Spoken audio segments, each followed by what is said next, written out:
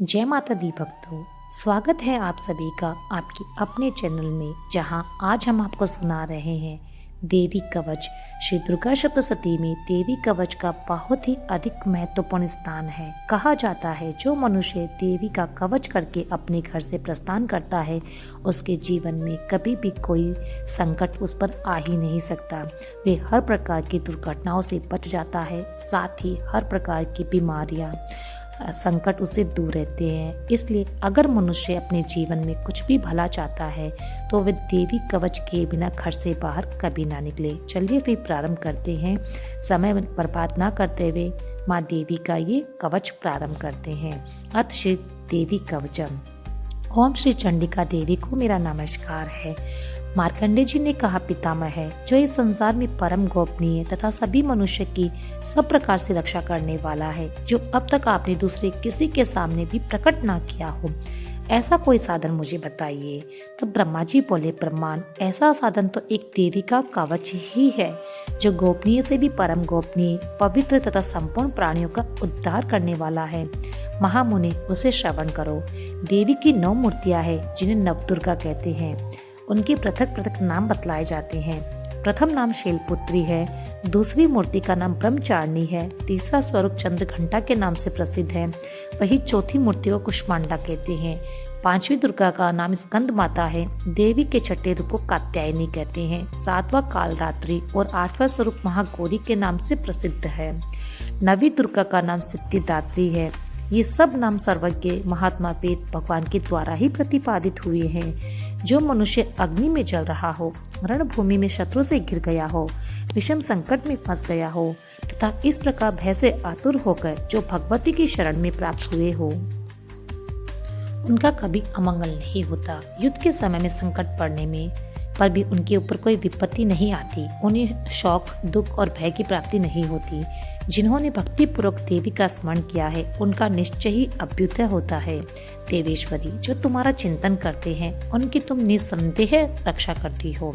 चामुंडा देवी प्रेत पर आरूढ़ होती है। वाराही भैंसे पर सवारी करती है। इंद्री का वाहन ऐरावत हाथी है। वैष्णवी देवी गरुड़ पर ही आसन जमाती है। माहेश्वरी वृषभ पर आरूढ़ होती है। कौमारी का वाहन मयूर है। भगवान विष्णु की प्रियतमा लक्ष्मी देवी कमल के आसन पर विराजमान है और हाथों में कमल धारण किए हुए हैं। वृषभ पर आरूढ़ ईश्वरी देवी ने श्वेत रूप धारण कर रखा है। ब्राह्मी देवी हंस पर बैठी हुई है और सब प्रकार के आभूषणों से विभूषित है। इस प्रकार ये सभी माताएं सब प्रकार की योग शक्तियों से संपन्न है। इनके सिवा और भी बहुत सी देवियां हैं जो अनेक प्रकार के आभूषणों की शोभा से युक्त तथा नाना प्रकार के रत्नों से सुशोभित है। ये संपूर्ण देवियां क्रोध में भरी हुई है और भक्तों की रक्षा के लिए ही रथ पर बैठी हुई दिखाई देती है। ये शंख, चक्र, गदा, शक्ति, हल और मूसल, खेटक और तोमर, परशु तथा पाश, कुंत और त्रिशूल एवं उत्तम शारक, धनुष आदि अस्त्र शस्त्र अपने हाथों में धारण करती है। दैत्य के शरीर का नाश करना, भक्तों को अभय दान देना और देवताओं का कल्याण करना, यही उनके शास्त्र धारण करने का उद्देश्य है।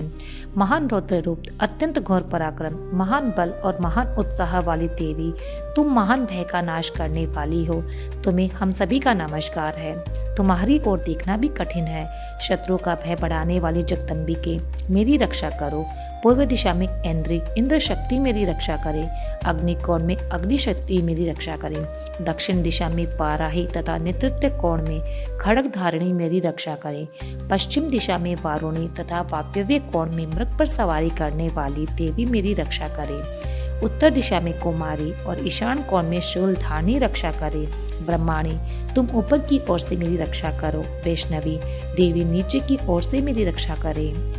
इसी प्रकार सबको अपना वाहन बनाने वाली चामुंडा देवी 10 दिशाओं से मेरी रक्षा करे। जया आगे से, विजया पीछे से और मेरी रक्षा करे। वाम भाग में अजिता और दक्षिण भाग में अपराजिता रक्षा करे। उद्योतनी शिखा की रक्षा करे। उमा मेरे मस्तक पर विराजमान होकर रक्षा करे। ललाट में मालाधारी रक्षा करे और यशस्वनी मेरी बाहों का संरक्षण करे। बाहों के मध्य भाग में त्रिनेत्रा और नथुनों की यम घंटा देवी रक्षा करे। दोनों नेत्र के मध्य भाग में संखिनी और कानों में द्वारवासिनी रक्षा करे। कालिका देवी कपोलों की तथा भगवती शंकरी कानों के मूल की रक्षा करें। नासिका में सुखंता और ऊपर के होठ में चर्चिका देवी रक्षा करें। नीचे के होठ में अमृत कला तथा जिह्वा में सरस्वती देवी रक्षा करें। कुमारी मेरे दांतों की और चंडिका कंठ प्रदेश की रक्षा करें। चित्रघंटा गले की घंटी की और महामाया तालु में रहकर रक्षा करें। कामाक्षी ठोड़ी की और सर्वमंगला मेरी वाणी की रक्षा करे। भद्रकाली ग्रीवा में और धनुधरी पृष्ठवंश यानी कि मेरुदंड में रहकर रक्षा करे। कंठ के बाहरी भाग में नील ग्रीवा और कंठ की नली में नल कोबरी रक्षा करे। दोनों कंधों में खड़िगनी और मेरी दोनों भुजाओं में वज्रधानी रक्षा करें। दोनों हाथों में दंडनी और अंगुलियों में अंबिका रक्षा करे। सुलेश्वरी नखों की रक्षा करे। कुलेश्वरी कुक्षी यानी पेट में रहकर रक्षा करे। महादेवी दोनों स्तनों की और शौक विनाशिनी देवी मन की रक्षा करे। ललिता देवी हृदय में और शूल धारणी उदार में रहकर रक्षा करें। नाभि में कामिनी और कुह्य भाग में कुहेश्वरी रक्षा करे। पूतना और कामिका लिंग की और महिष वाहिनी गुदा की रक्षा करे। भगवती कटी भाग में और विंध्यन वासिनी घुटनों की रक्षा करे। संपूर्ण कामनाओं को देने वाली महाबला देवी दोनों पिंडलियों की रक्षा करे। नारसिंही दोनों घुटियों की और तेजसी देवी दोनों चरणों के पृष्ठ भाग की रक्षा करे। श्री देवी पैरों की उंगलियों में और तलवासिनी पैरों के तलुओं में रहकर रक्षा करे। अपनी दाढ़ों के कारण भयंकर दिखने वाली दृष्ट कराली देवी नखों की और उद्धर केशनी देवी केशों की रक्षा करे। रोमावलियों के छिद्र में कोबेरी और त्वचा की वागेश्वरी देवी रक्षा करे। पार्वती देवी रक्त, मज्जा, वसा, मांस, हड्डी और मेद की रक्षा करे। आंतों की काल रात्रि और पित्त की मुक्तेश्वरी रक्षा करे। मूलाधार आदि कमल कोश में पद्यावती देवी और कप में चूड़ामणि देवी स्थित होकर रक्षा करे। नख के तेज की ज्वालामुखी रक्षा करे, जिसका किसी भी अस्त्र से भेदन नहीं हो सकता। वह अभिद्य देवी शरीर की समस्त संधियों में रहकर रक्षा करे। ब्रह्माणी आप मेरे वीर्य की रक्षा करे। छत्रेश्वरी छाया की तथा धर्म धारणी मेरे अहंकार, मन और बुद्धि की रक्षा करे। हाथ में वज्र धारण करने वाली वज्रहस्ता देवी मेरे प्राण, अपान, व्यान, उदान और समान वायु की रक्षा करे। कल्याण से शोभित होने वाली भगवती कल्याण शोभना मेरे प्राणों की रक्षा करें। रस, रूप, गंध, शब्द और स्पर्श इन विषयों का अनुभव करते समय योगिनी देवी रक्षा करे तथा सत्व गुण, रजोगुण और तमोगुण की रक्षा सदा नारायणी देवी करे। वाराही आयु की रक्षा करे। वैष्णवी धर्म की रक्षा करे। चक्रणी देवी यश, कीर्ति, लक्ष्मी, धन तथा विद्या की रक्षा करे। इंद्राणी आप मेरे गोत्र की रक्षा करे। चंडिके तुम मेरे पशुओं की रक्षा करो। महालक्ष्मी पुत्र की रक्षा करे। भैरवी पत्नी की रक्षा करे। मेरे पद की सुपत्ता तथा मार्ग की छेम की रक्षा करे। राजा के दरबार में महालक्ष्मी रक्षा करे तथा सब और व्याप्त रहने वाली विजय देवी संपूर्ण भय से रक्षा करे। देवी जो स्थान कवच में नहीं कहा गया है, अतएव रक्षा से रहित है, वह सब तुम्हारे द्वारा सुरक्षित हो, क्योंकि तुम विजयशालिनी और पाप नाशिनी हो। यदि अपने शरीर का भला चाहे तो मनुष्य बिना कवच के कहीं एक पग भी ना जाए। कवच का पाठ करके ही यात्रा करे। कवच के द्वारा सब ओर से सुरक्षित मनुष्य जहाँ जहाँ पर भी जाता है, वहाँ वहाँ उसे धन लाभ होता है तथा संपूर्ण कामनाओं की सिद्धि करने वाली विजय की प्राप्ति होती है। वह जिस जिस अभिष्ट वस्तु का चिंतन करता है उसको निश्चय ही प्राप्त कर लेता है। वह पुरुष इस धरती पर तुलना रहित महान ऐश्वर्य का भागी होता है। कवच से सुरक्षित मनुष्य निर्भय हो जाता है। युद्ध में उसकी पराजय नहीं होती।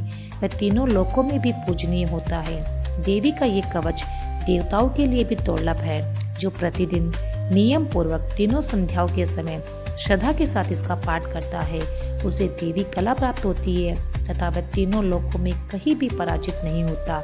इतना ही नहीं, वह अपमृत्यु से रहित हो 100 से भी अधिक वर्षों तक जीवित रहता है। मकड़ी, चेचक और कोढ़ आदि उसकी संपूर्ण व्याधियां नष्ट हो जाती है। कनेर, भांग, अफीम, धतूरे आदि का स्थावर विष, सांप और बिच्छू आदि के काटने से चढ़ा हुआ जंगम विष तथा अहिगेन और तेल के संयोग आदि से बनने वाला कृत्रिम विष, ये सभी प्रकार के विष दूर हो जाते हैं। उनका उस पर कोई असर नहीं होता।